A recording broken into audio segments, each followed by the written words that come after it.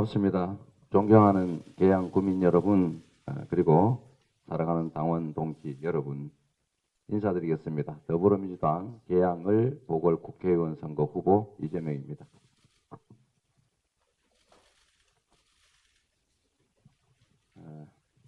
우리 계양군은 고구려 시대 주부토군으로 불렸고 2015년 고려 고종 때 현재와 같은 계양도호부라는 이름으로 계양이라는 이름을 얻게 됐습니다.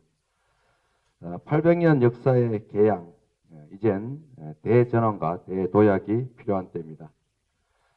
우리 계양의 최우선 과제는 계양 테크노밸리의 성공입니다. 판교 테크노밸리와 같은 획기적인 성공을 위한 저만의 약속을 말씀드리겠습니다. 추가로 덧붙여 말씀을 드리면 계양의 가장 큰 과제는 지역경제 활성화, 일자리 확충, 또 계양구의 재정 확충이라고 생각이 됩니다. 그래서 계양 테크노밸리가 제대로 개발되고 또 기업이 유치되고 계양의 경제 중심으로 확고히 자리 잡는 것이 매우 중요한 현실적 과제라는 생각이 듭니다. 그래서 첫 번째 저의 약속을 말씀드리겠습니다. 먼저 계양 테크노밸리의 서울 지하철 9호선을 연장하겠습니다. 3기 신도시 가운데 유일하게 철도 계획이 없는 곳이 바로 계양 테크노밸리입니다. 일각에서 추진하겠다고 하는 SBRT만으로는 부족합니다.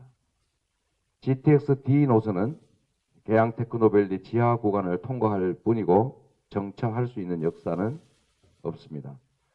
계양 테크노밸리의 성공을 위해서는 사업지구 내에서 타고 내릴 수 있는 광역철도가 반드시 필요합니다.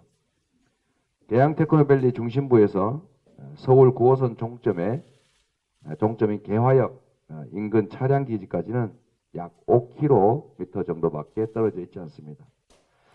서울 9호선의 계양 테크노밸리 연장을 위해서 서울시의 협조를 반드시 얻어내겠습니다. 서울 9호선은 인천 계양에 큰 빚을 지고 있는 철도 노선입니다. 차량기지 약 40만 평방미터 중에서 36%가량이 계양구 땅입니다. 9호선의 계양공항철도 직결 문제에 대해서 더 이상 인천시 부담을 강요한다든지 하는 발목 잡기를 우리 서울시에서는 중단해 주시기를 강력히 요청합니다. 두 번째로 계양 테크노밸리의 개발 이익은 계양구에 재투자되도록 하겠습니다. 계양구 주민들은 약 1천억 원이 넘는 계산 택지 개발 사업 개발 이익금이 송도 개발로 쓰인 아픈 기억을 가지고 있습니다.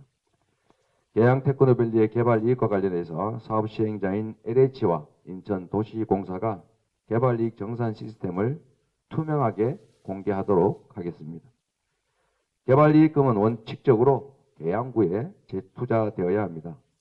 계양구는 각종 국책 사업으로 인해서 피해를 본 인천의 대표적인 피해 지역입니다. 개발 제한 구역 그리고 군사시설 보호구역, 각종 고도 제한 등 규제에 묶여 있습니다. 쓰레기 수송도로, 공항철도, 공항고속도로, 경인 아라뱃길, 수도권 순환도로 등의 국책 사업 때문에 주민들의 땅은 많이 수용됐고 마을은 단절돼서 오지가 됐습니다. 저는 성남시장과 경기도지사 때부터 명확하게 특별한 희생엔 특별한 보상이라는 정책을 정하고 집행해 왔습니다. 우리 계양 구민의 특별한 희생에는 반드시 그에 상응하는 특별한 보상이 이루어지도록 하겠습니다. 그게 바로 공정입니다. 세 번째로 계양 테크노밸리의 시너지 효과를 확산시키겠습니다. 계양 테크노밸리는 1만 7천 세대에 약 4만 명에 달하는 인구가 거주하는 주거단지가 조성됩니다. 기업 유치 부지는 판교 테크노밸리의 1.7배에 이르는 큰 면적입니다. 주거단지에 대한 주택 사전 청약은 성공적이었습니다. 그렇기 때문에 이제는 기업 유치 전략이 중요합니다.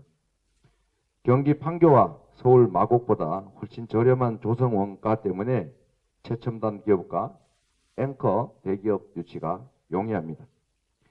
판교 테크노밸리의 성공 경험을 토대로 계양 테크노밸리를 제2의 판교 테크노밸리로 만들기 위해서 이재명은 더 하겠다는 말씀을 드립니다.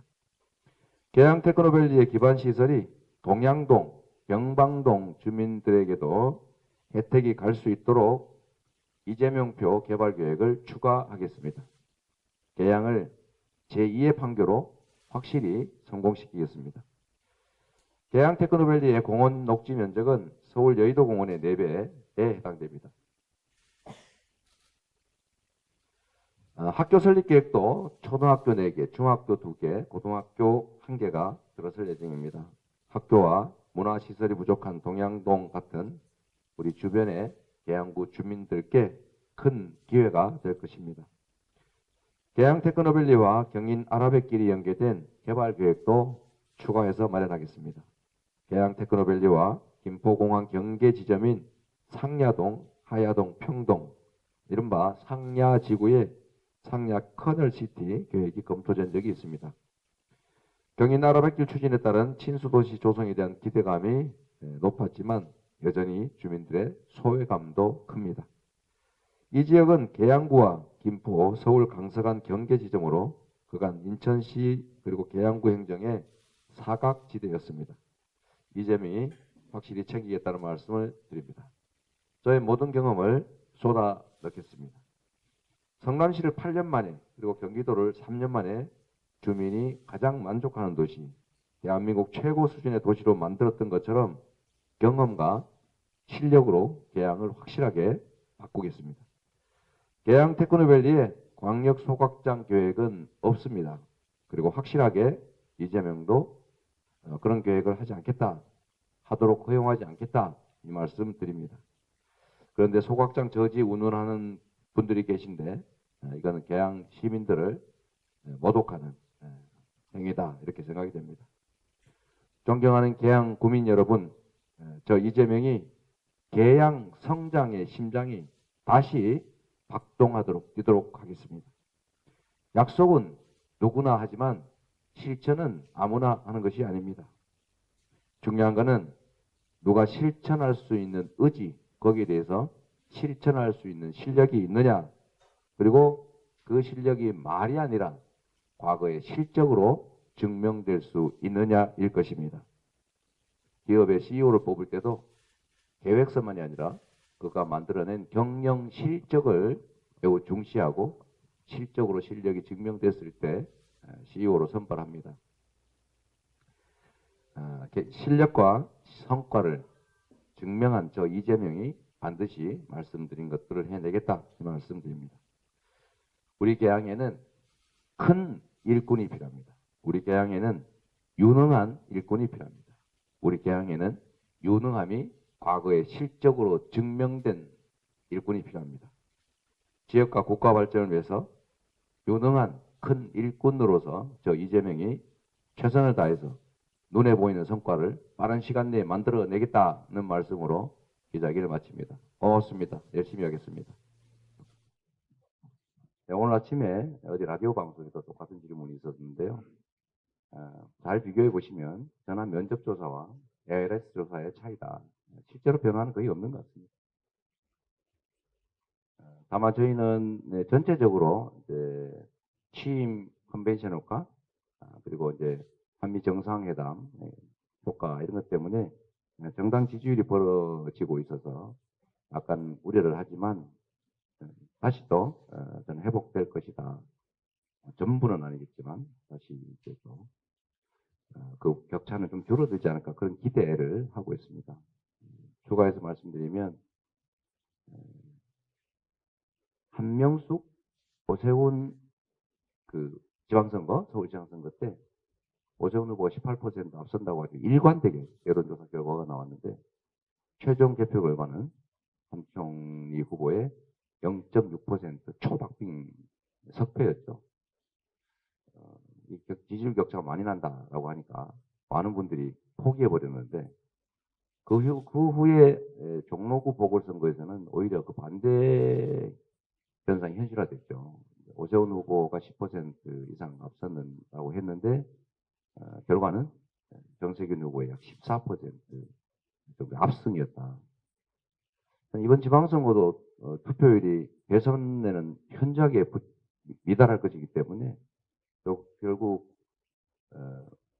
투표하면 이긴다. 결집해서 많이 투표하는 측이 이기지 않겠냐 기대하고. 그래서 제가 계속 말씀드린 것이 민주당과 이재명 대선 후보를 통해서 새로운 희망을 꿈꿨던 우리 국민들께서 지금은 슬픔과 좌절, 그다음에 절망감에 빠져 있어서 기력을 찾고 있지 못하다는 분들이 많으신데 다시 힘을 내서 본인도 투표하고 주변 분들 투표 포기하지 않도록 함께 투표소로 가시면 균형을 이루어낼 수 있는 지방선거에서의 희망도 조금은 만들어낼 수 있다라고 말씀드리고 싶습니다. 오히려 저는 이 ARS 조사라는 게 큰 물길, 흐름이라기보다는 이제 표면에 파도 같은 변동성을 아주 단기간에 이렇게 반영하기 때문에 좀 들쭉날쭉한다. 그 말씀을 드리고요. 지지율이 문제가 아니라 투표하느냐가 문제다. 이 말씀을 다시 한번 드립니다.